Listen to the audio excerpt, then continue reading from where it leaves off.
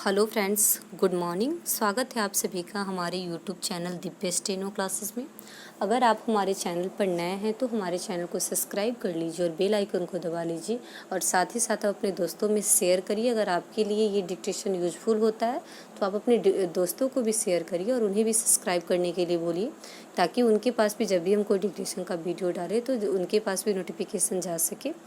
आज का डिक्टेशन उच्च गति अभ्यास खंड 2 का प्रतिलेखन संख्या 91 है। इससे पहले के सारे प्रतिलेखन संख्या आपको हमारे प्लेलिस्ट में मिल जाएंगे। साथ ही साथ कुछ समय बाद इसका आउटलाइन का भी वीडियो प्रोवाइड कराया जाएगा।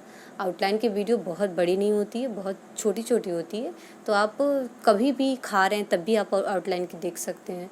बैठे हुए हो, मन नहीं लग रहा है, तब भी आप देख सकते हैं। वीडियो देख के आप लिख नहीं सकते, एटलीस्ट बार बार उसको देखा करिए। देखने से वो आउटलाइन आपके दिमाग में रहेगा और वो कभी, क्योंकि छोटे छोटे वर्ड्स जो डिक्टेशन में होते हैं वो छूट जाते हैं, समझ में नहीं आता इसको हम क्या पढ़े। अच्छा, ये लिखा हुआ है कि ये लिखा हुआ है, समझ में नहीं आता है। तो आप उस तरीके से अगर आप आउटलाइन की प्रैक्टिस करते हैं तो वो प्रॉब्लम आपके साथ नहीं होगी। आप बैठे हुए हैं, खाना खा रहे हैं, ट्रैवल कर रहे हैं, कहीं भी जा रहे हैं, आप ईयरफोन लगाइए और लिखिए। ज़्यादा लंबा होता नहीं, आप बस 1-1 मिनट का वीडियो होता है, आप उसको देख सकते हैं। 1 मिनट में आपको बहुत ज़्यादा आउटलाइन प्रोवाइड कराए जाते हैं। आप आउटलाइन की प्रैक्टिस खुद से भी करिए, खुद से आउटलाइन बनाइए, खुद से सब चीज़ कीजिए, किसी और की ज़रूरत नहीं होनी चाहिए। क्योंकि अगर आप पढ़ चुके हैं स्टेनो, आपको लिखने अगर आ गया है तो आपको किसी भी टीचर की ज़रूरत नहीं है।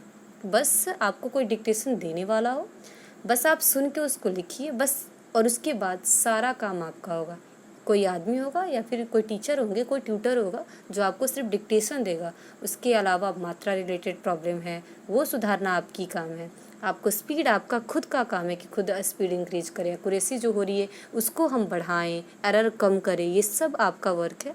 आप अपने से हर चीज़ करिए। आप चाहे तो खुद भी डिक्टेशन कर सकते हैं। अगर आपको बहुत अच्छा मैटर मिलता है, अगर बहुत अच्छा आपको मैटर मिलता है तो आप हमारे ग्रुप में उसको फ़ोटो खींच के भेज दीजिए, हम उसका आपको डिक्टेशन करा देंगे। अगर आप खुद भी डिक्टेशन कर सकते हैं तो आप करिए और फिर उसका लिखिए। लेकिन ज़्यादा इम्पोर्टेंट है कि आप डिक्टेशन लिखिए, कम से कम 4 डिक्टेशन आप रेगुलर लिखा करिए। 1 डिक्टेशन को आप ट्रांसक्राइब करा करिए।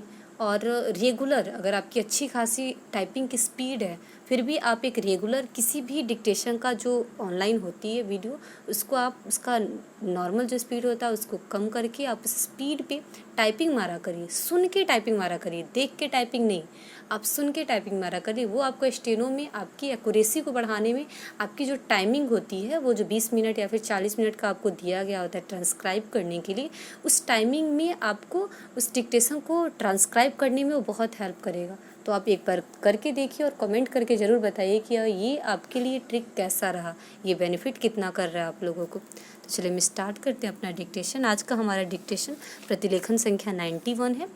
ये 100 वर्ड पर मिनट पर होगा, स्पेशली एसएससी ग्रेड सी वालों के लिए है। तो चलिए हम स्टार्ट करते हैं।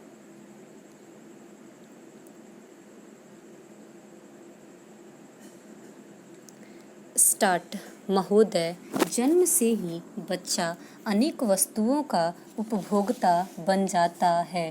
दूध, दवाएं, साबुन, सुरमा, पाउडर, कपड़ा, बिस्तर, खिलौने इत्यादि कितनी ही चीज़ों की बच्चों को आवश्यकता पड़ती है। बहुत सी चीज़ों में होने वाली मिलावट या घटिया चीज़ों बच्चों के स्वास्थ्य को प्रभावित करती है। माँ के दूध के स्थान पर डिब्बे का दूध, मिलावटी दवाएं, नुकसानदेह साबुन, पाउडर, काजल इत्यादि बच्चों में नाना बीमारियों को उत्पन्न करते हैं। यहीं से बाल उपभोक्ताओं के रूप में बच्चों की शारीरिक क्षति प्रारंभ हो जाती है। बच्चे ज्यों ही चलना सीखते हैं, उनके कदम टॉफ़ी, आइसक्रीम, इमली, चूरन इत्यादि खरीदने के लिए घर से बाहर निकलने लगते हैं। ये बाल उपभोक्ता अपने भले बुरे का ज्ञान नहीं रखते हैं, इसलिए ये बच्चे एक और मिलावट युक्त खाद्य पदार्थ खाकर बीमारियों से ग्रसित हो जाते हैं, तो दूसरी ओर पैसे की बर्बादी करते हैं।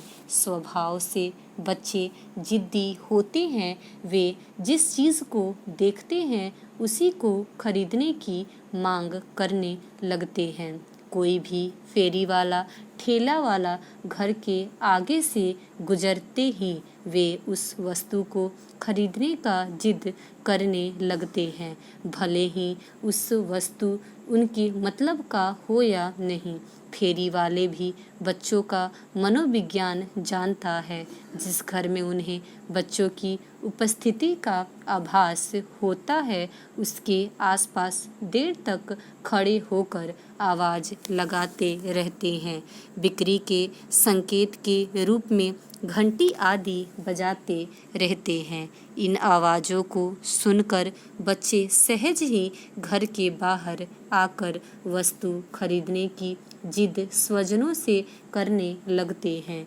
अनेक बार तो जब घर से बच्चे को मांग की पूरी नहीं करते तो वे दूसरों से चीज़ दिलाने के लिए रिरियाने लगते हैं। यहीं से उनमें मांगने की आदत विकसित होती है और वे बेशर्म बन जाते हैं।